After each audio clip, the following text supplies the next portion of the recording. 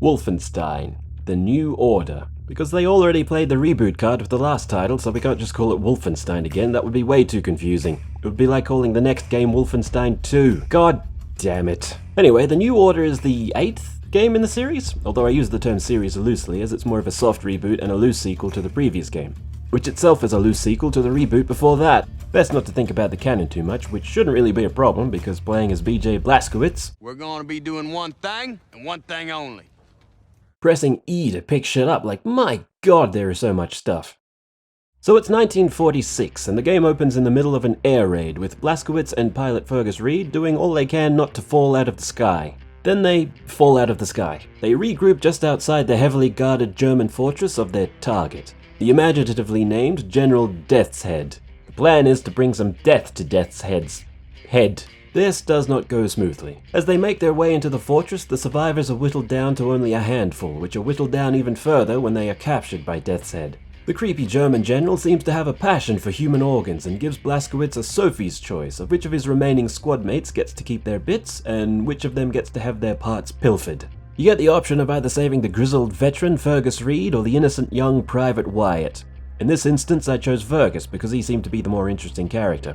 Sorry, Wyatt. Be more interesting, I guess. Instead of finishing them off, Death's Head just leaves them in the room for the incinerator, which takes an awkwardly long time to power up and gives Fergus enough time to pull a pipe out of nowhere to overpower the single solitary guard who had one job. He then uses it to open BJ's handcuffs because that's how that works, and they all leap out of the window just before the room explodes. Unfortunately, BJ's head hugs some shrapnel on the way out, and together with the long fall to the ocean waters below, knocks him unconscious. For 14 years. He's rescued by some fishermen and brought to an asylum in Poland where he lives the life of a cucumber over the next decade and a half. Unable to speak or move but vaguely aware of his surroundings, he narrates his situation with his best Rorschach impression. Nazis come. They leave with patience in shackles, like it's Death's Head's personal candy store. Then one day the Nazis come in and announce they are shutting the place down, with somewhat immediate effect. Things escalate rather quickly, and just as BJ is about to be deprived of his brain, he suddenly and inexplicably stands up and shivs the Nazi in the neck. I guess you could say he did not see that coming. Alright, fine. Though he looks like he hasn't skipped a leg day in his life, his body reminds him that he is actually an atrophied piece of mush that has no business being a badass right now. But only for about 3 seconds, because BJ just picks himself up, and a gun, and goes to work like he just toggled God mode. Fighting his way out, he rescues Anya, the head nurse who has been looking after him for the last 14 years.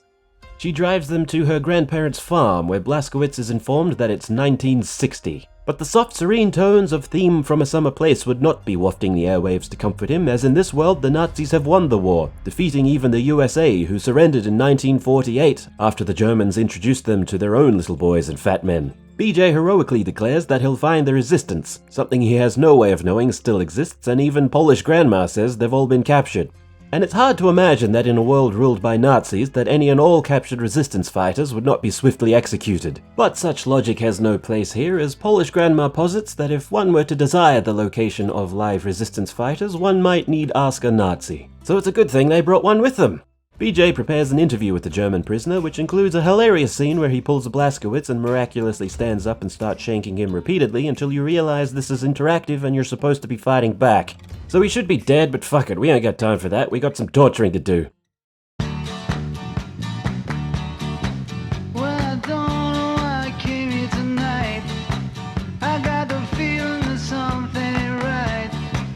The Nazi folds like a horny teenager's post-climax tissue and admits that the resistance can be found in a Berlin prison. Polish Grandpa, being the good sport, volunteers to drive them through countless Nazi-infested checkpoints, dodging bullets, shrapnel, and robot death machines to deliver them to the train station on time. He also brings Anya along because, well, how else is a dude gonna get laid in this sterile Nazi dystopia?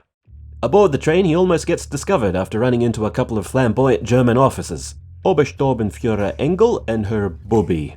I don't know what an Obersturmbannführer is or what a booby does, but they toy with him briefly in a tension scene before letting him go unscathed.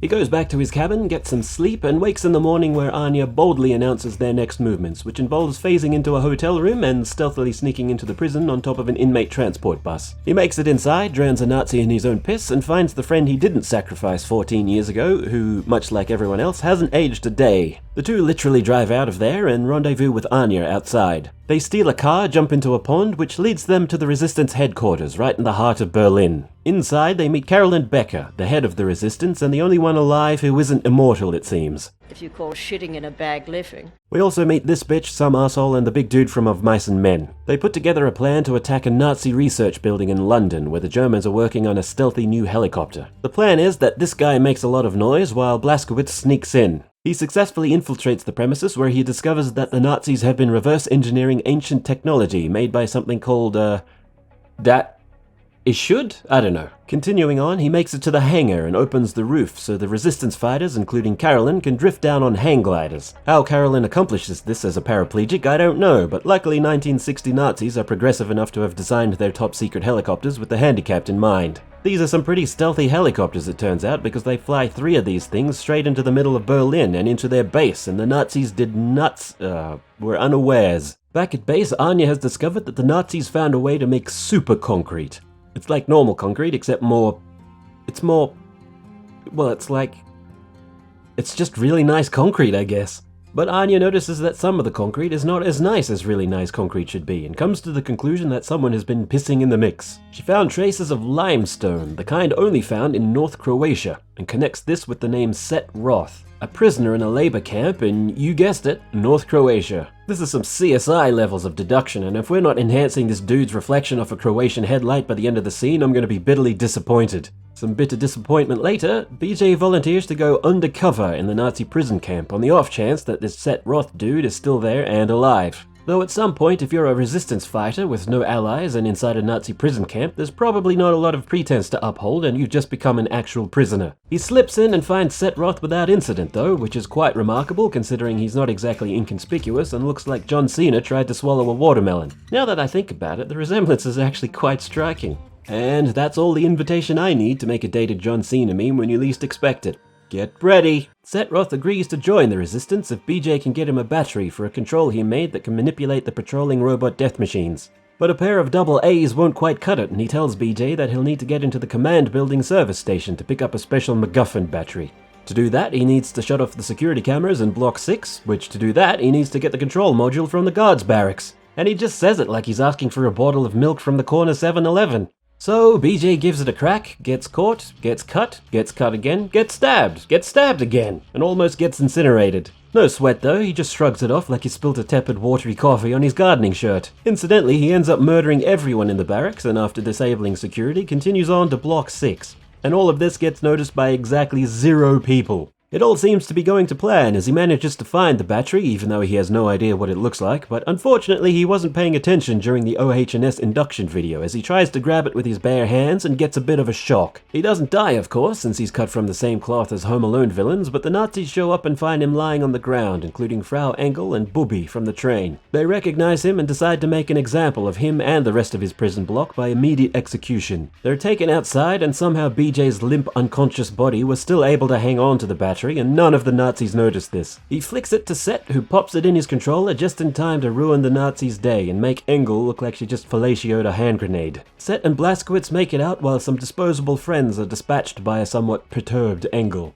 Back at base, Set explains Dat Ishud is an ancient mystical society whose sole purpose is to make hyper-advanced toys that nobody can play with. The incredible minds of this science club invented profound civilization-changing technologies for shits and giggles, but somehow lacked the foresight to prevent a foreign invasion force from finding one of their hobby shops. He goes on to explain that there are hundreds of these vaults hidden around the world and that he can lead the resistance to one of them. Unfortunately, it happens to be under the Atlantic Ocean. I think in the next restructure, you're going to want to hire a logistics manager, Set. Also, I have to point out that it's never really explained why they want to do this. I guess the implication is that they'll hopefully find a BFG or something to use against the Nazis, but they never mention it. Anyway, so to get there, they're going to have to acquire a U-boat. Luckily, after spending all of 5 seconds thinking about this, Carolyn immediately comes up with a plan. BJ helps the crew with preparations, and they head out to put the plan into motion. You do a water level and ride a train before getting inside a torpedo to be covertly transported onto a U-boat. And what a U-boat it is, as they find it is armed with nuclear warheads. Unfortunately, the dude with the nuke keys didn't want to share, and the spare keys are on the fucking moon. Yes, the Nazis have a moon base because of course they do. They enter the vault, find an Iron Man suit, and Carolyn F. Kennedy concocts a new plan to put an American on the moon by the end of the day. The plan is to stop a train that some Nazi scientist dude is on, steal his identity, and take his place on the next lunar flight. A plan which is executed perfectly, but would have immediately fallen over had anyone asked him literally anything. Buongiorno. He gets to the moon and decides now would be a great time to cut a big gaping hole into his arm to remove the tattoo he got in the prison camp. He couldn't possibly have waited a day to do this. He finds the Nuke keys, drives back to Earth, then does battle with a Hulkbuster version of the Half-Life 2 Strider. He defeats it by giving it an explosive enema while the rest of the resistance try to hide from the Nazis who have finally discovered their hideout. A few of them are killed, but some of them, including Anya, are taken hostage and held at Death's Head's fortress. Carolyn, of course, comes up with another plan, this one a little more straightforward. Get in, free the prisoners, get out, nuke the Nazis. Blazkowicz gets the first part right, but stumbles slightly when he gets roofied by Bubby. Unfortunately for Bubby, he didn't account for Blazkowicz being immune to, well, everything, because even after being stabbed in the chest, again, and pumped full of enough tranquilizer to subdue an elephant, he just gets up and permanently puts Bubby to bed. All while Engel hopelessly watches on. Boy, she has just been having one of those weeks. He finds the prisoners, which he conveniently gets separated from, before confronting his old friend Death's Head, who hasn't forgotten him or about what happened 14 years ago as he retrieves the brain of the victim that was sacrificed at the start of the game. He plugs it into a big robot death machine and the two battle it out until BJ prevails and releases his former ally from his torment. Then another big robot death machine happens, this time piloted by Death's Head, which is lightning powered or some shit? I don't know, but you shoot down some balloons which makes him sad and he takes his toys back inside.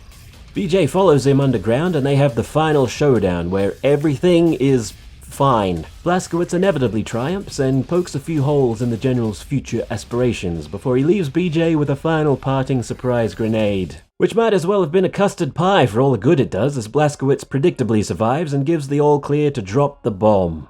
You're clear. And that's the game. He gives a half-assed attempt at an ambiguous ending by leaving BJ's fate unknown, but it's not fooling anyone, being that it's been doing its best to show us that he's an immortal, unkillable demigod.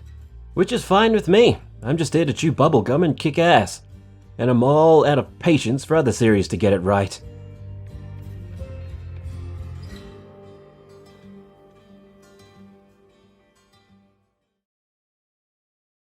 Arrivederci.